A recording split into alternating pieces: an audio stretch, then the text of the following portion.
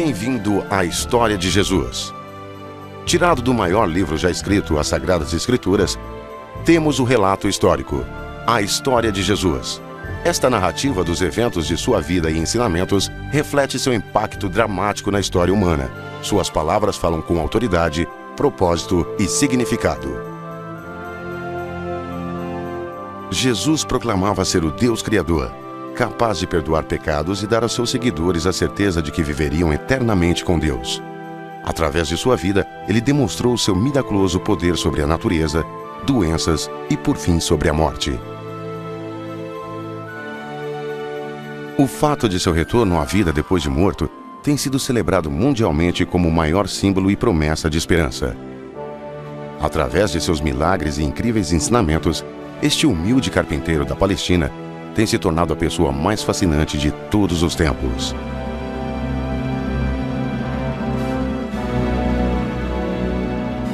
Sua história torna-se ainda mais fantástica pela maneira como começou, numa humilde manjedoura de uma vila remota, bem distante dos palácios dos poderosos impérios de sua época. E apesar de um começo tão simples, seu impacto ainda é sentido, 2000 anos mais tarde.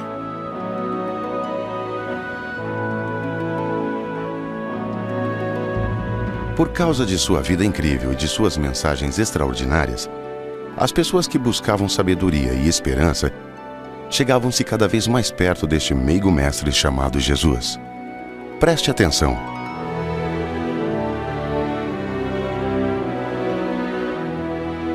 Um médico que viveu na mesma época e região que Jesus há muito tempo atrás, escreveu sobre os singulares e maravilhosos eventos que ocorreram onde Jesus passava. O nome deste médico era Lucas. Eis aqui como se iniciou o verdadeiro relato chamado Evangelho de São Lucas.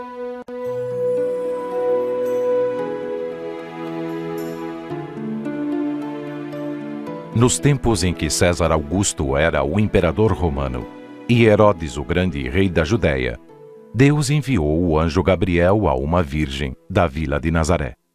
O nome da virgem era Maria. O anjo disse a ela: Não tenha medo, Maria, porque você recebeu um grande favor de Deus. Você vai ficar grávida, dar à luz a um filho e chamá-lo de Jesus. Como pode ser? Eu sou virgem. O Espírito Santo virá sobre você, o poder de Deus estará em você. Por isso, o menino será chamado Santo e Filho de Deus. O reino dele nunca se acabará. Os dias se passaram. Maria estava grávida. Chegou a notícia que sua prima mais velha, Isabel, e seu marido, Zacarias, após longos anos, também iriam ter um bebê. Maria preparou-se e foi depressa para a vila onde o velho casal morava. Isabel! Maria! Oh, prima Maria! É a mais abençoada de todas as mulheres. E a criança que vai ter também é a mais abençoada. Logo que eu vi seu cumprimento, a criança ficou alegre e se mexeu dentro de mim. Meu coração louva ao Senhor. E a minha alma está alegre por causa de Deus, meu Salvador. E de agora em diante, todos vão me chamar de mulher abençoada.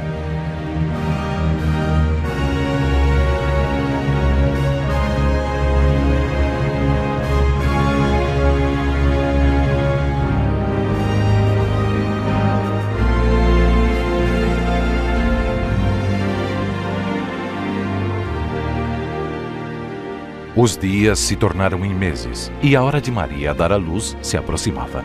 Surgiu um decreto do governo romano que dominava Israel, forçando uma mudança de planos. Saibam todos os homens de Nazaré que, por ordem do imperador César Augusto, haverá um recenseamento de toda a população da Galileia e da Judéia. Todos terão que se registrar sem demora em seus povoados e cidades de origem. Isto resultou numa nova jornada para Maria e seu esposo José, mais de uma semana num jumento pelas íngremes estradas até Belém para se alistarem. Ao chegarem, porém, não havia mais lugar na hospedaria. Visto que as dores de parto de Maria estavam se tornando mais frequentes, eles finalmente se instalaram numa estrebaria para esperar o nascimento do bebê. Fora da vila, um grupo de pastores amontoava-se ao redor de suas ovelhas, uns dormindo, outros vigiando o rebanho. De repente, o céu se encheu de luz e um anjo de Deus apareceu. O que é aquilo? O que é aquilo? O que é aquela luz? Está enchendo o céu. Um anjo! É um anjo! Hoje, na cidade de Davi, nasceu o Salvador de vocês, Cristo, o Senhor. A cidade de Davi, Belém! Vamos até Belém para ver o que está acontecendo. Isto trouxe grande alegria aos pastores. A tradição judaica havia ensinado a eles que um dia o Messias, ou Salvador, nasceria e daria sua vida como o pagamento eterno por seus pecados contra Deus. Então, se apressaram para ir ao encontro do bebê. Um milagre. Os pastores rapidamente encontraram José, Maria e Jesus. O bebê, envolvido num pano, deitava-se numa simples manjedoura. Quando os pastores regressaram, falaram incessantemente sobre os eventos daquela noite. Eles louvaram a Deus pelo Salvador que havia sido enviado. Tudo o que viram e ouviram era justamente o que o anjo havia dito. A lei judaica exigia que um menino aos 8 dias de vida fosse circuncidado, uma cerimônia religiosa importante. Então, após uma semana, Maria e José se dirigiram com o bebê para o norte, a poucas horas dali, para Jerusalém, situada nas alturas dos montes de Judá. A jovem família atravessou as ruas estreitas e repletas até o templo, o centro das atividades religiosas. Ao entrarem, um homem justo e devoto chamado Simeão se aproximou deles. O Espírito Santo de Deus prometera a Simeão que ele não morreria até que visse o Messias, aquele que os judeus esperavam que viesse ao mundo para perdoar pecados. Reconhecendo o bebê Jesus como o escolhido, Simeão o tomou em seus braços e começou a orar. E agora, Senhor, despede em paz o teu servo, segundo a tua palavra. Porque vi com meus próprios olhos a tua salvação. Esta criança foi escolhida por Deus. Sejam ambos abençoados. A nova família então retornou à sua casa em Nazaré, um vilarejo interiorano ao norte. Maria frequentemente pensava sobre aqueles extraordinários eventos que envolveram o nascimento de seu filho. Ela guardou todas essas coisas em seu coração. O tempo passou. Quando Jesus tinha 12 anos, sua família foi até Jerusalém para celebrar a Páscoa, uma data importante do ano em que muitos eventos da história da nação eram comemorados.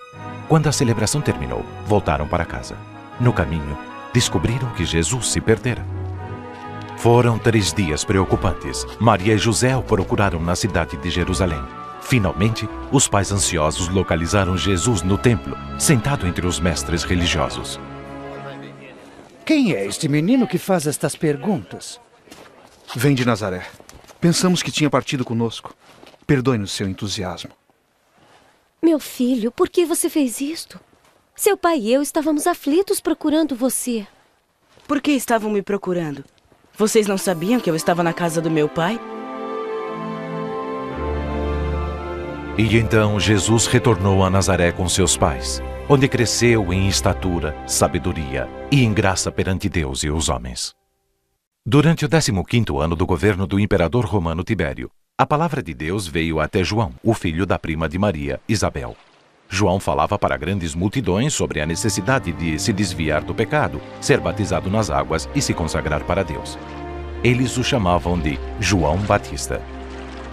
Arrependam-se dos seus pecados, sejam batizados e Deus perdoará os seus pecados. A mensagem de João o levou às margens do Rio Jordão, um local natural para falar a um grande número de pessoas. Ele batizava nas águas todos os que acreditavam em sua mensagem. Conforme está escrito no livro do profeta Isaías, alguém está gritando no deserto: preparem o caminho do Senhor. Abram estradas retas para ele. Todos os vales serão aterrados e todos os montes serão aplainados. As estradas tortas ficarão retas. Os caminhos com altos e baixos ficarão planos. E toda a humanidade verá a salvação que Deus dá. O que deseja que nós façamos? O que devemos fazer? Ajude-nos a saber o caminho. Aquele que tiver 2 túnicas deve dar uma ao homem que não tem nenhuma. Aquele que tiver comida deve repartir. Mestre, nós somos cobradores de impostos. O que devemos fazer? Não cobrem mais do que a lei manda. Diga-nos, o senhor é o Cristo? Eu batizo com água. Mas está chegando alguém que é mais importante que eu. Eu não mereço a honra de desamarrar as sandálias dele. Ele batizará com o Espírito Santo e com fogo. Com a pá que tem na mão, ele vai separar o trigo da palha. Ajuntará o trigo no seu depósito. Porém, queimará a palha no fogo que nunca se apaga. Naquele instante, Jesus, agora um homem de 30 anos, se aproximou do rio. João concordou em batizá-lo. Quando Jesus emergiu das águas, começou a orar. Naquele momento, o Espírito Santo desceu sobre ele, em forma de pomba, e uma voz soou dos céus dizendo: Este é meu filho amado, em quem me agrado.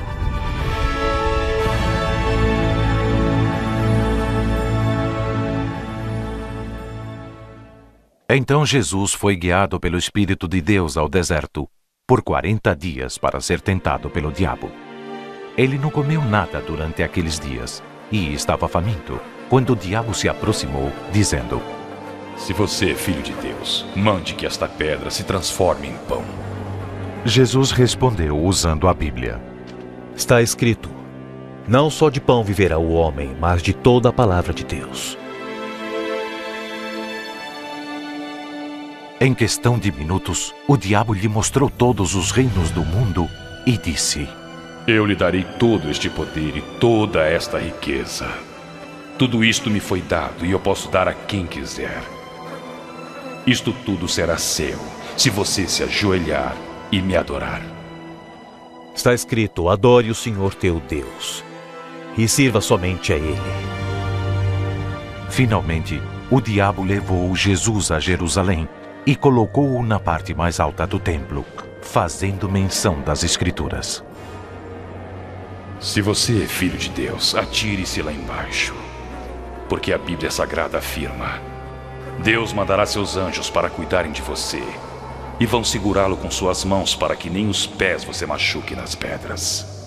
A Bíblia Sagrada diz: Não ponha à prova o Senhor teu Deus. Quando este teste espiritual de Jesus terminou, ele se dirigiu para o norte, para Nazaré, a cidade interiorana onde crescera. No dia santo dos judeus, chamado sábado, Jesus foi até o local de adoração e ensino, a sinagoga. Atendendo ao pedido do líder da sinagoga, ele leu as Escrituras. O Espírito do Senhor está sobre mim. Ele me escolheu para anunciar as boas notícias aos pobres. Me mandou anunciar a liberdade aos presos e dar vista aos cegos. Pôr em liberdade os oprimidos. E também para anunciar o ano em que o Senhor vai salvar seu povo. Fala bem. Hoje se cumpriram as Escrituras Sagradas que acabaram de ouvir. A Bíblia se cumpriu? Mas só o Messias pode cumprir esta promessa. Mas como? Sem dúvida vocês vão repetir o ditado: médico, cure-se a si mesmo. E também vão dizer: faça aqui na sua própria cidade as mesmas coisas que fez em Cafarnaum. E afirmo a vocês: nenhum profeta é bem recebido em sua própria terra. Profeta! Blasfêmia! Que ultraje!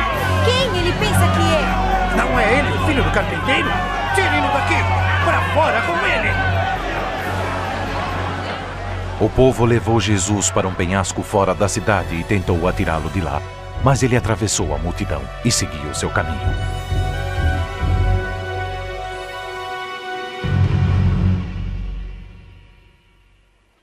Como o trabalho espiritual de Jesus crescia, ele começou a agregar seguidores, preparando-os para ajudá-lo a espalhar as notícias sobre a vinda do reino de Deus.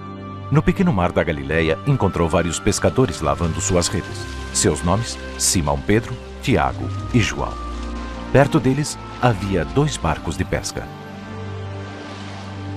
A paz esteja contigo. E com o senhor, mestre? Seu barco pode me levar, Simão?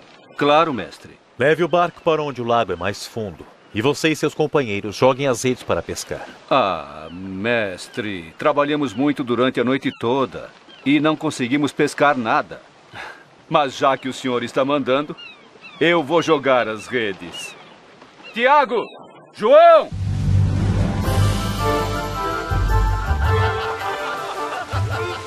Com Jesus a bordo e obedecendo suas instruções, as redes se encheram de peixes até quase rasgarem.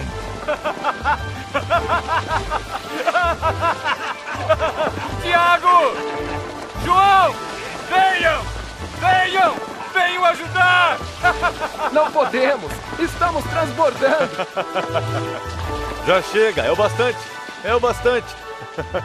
O milagre impressionou a Simão Pedro. Ele humildemente se prostrou perante Jesus, tomado de respeito e adoração. Afaste-se de mim, Senhor, porque eu sou um pecador. Não tenha medo. De agora em diante será um pescador de homens.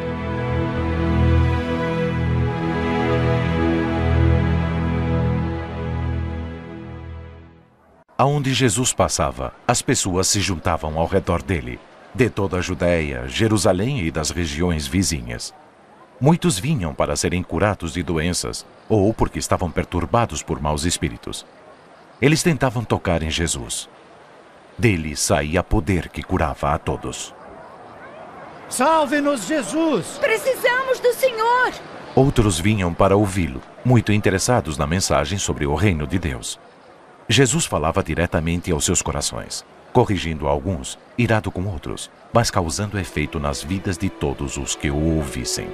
Jesus falava sobre ser abençoado por Deus. Felizes são vocês, os pobres, porque o reino de Deus é de vocês. Felizes são vocês que agora têm fome, porque terão fartura. Felizes são vocês que agora choram, porque vão sorrir. Obrigado, Senhor. Obrigado, Senhor. Felizes são vocês quando os odiarem e rejeitarem, insultarem e disserem que são maus por serem seguidores do Filho do Homem. Fiquem felizes e muito alegres quando isto acontecer, porque a grande recompensa os espera nos céus. Os antepassados destas pessoas fizeram isto mesmo aos profetas. Jesus repetiu a advertência dada pelos profetas antepassados. Pobres de vocês que agora são ricos, porque já tiveram sua alegria.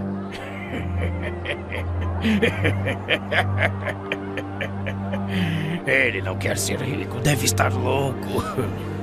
Ai de vocês que agora estão rindo, porque vão chorar e lamentar. As palavras de Jesus eram sempre o oposto do que as pessoas esperavam. Ai de vocês quando todos os elogiarem, porque os antepassados deles também elogiaram os falsos profetas. Mas digo a vocês que me ouvem, amem os seus inimigos. O quê? Amar os nossos inimigos? Será César? Façam o bem a quem os odeia. Abençoem os que os amaldiçoam e orem em favor de quem os maltrata. Se alguém lhes der um tapa na cara, ofereçam o outro lado a ele. Se alguém tomar sua capa, deixe que leve a túnica também. Deem alguma coisa a quem lhes pedir. E quando alguém tirar o que é seu, não peça que lhes devolva. Façam pelos outros o mesmo que querem que façam por vocês. Mas é óbvio que ele não se refere aos romanos. Ou pior ainda, aqueles terríveis samaritanos. Nem mesmo Deus poderia amá-los. Não julguem e Deus não julgará vocês.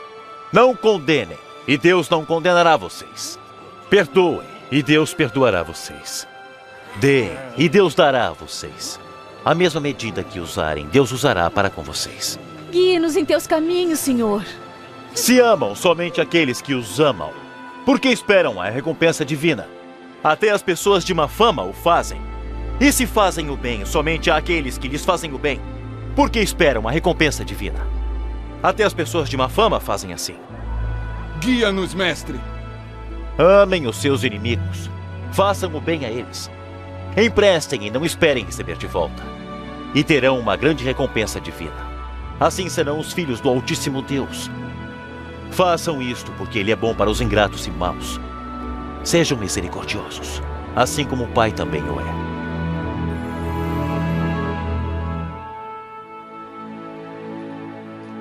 Jesus frequentemente surpreendia as pessoas ao ensinar. Ele também as chocava com seus atos.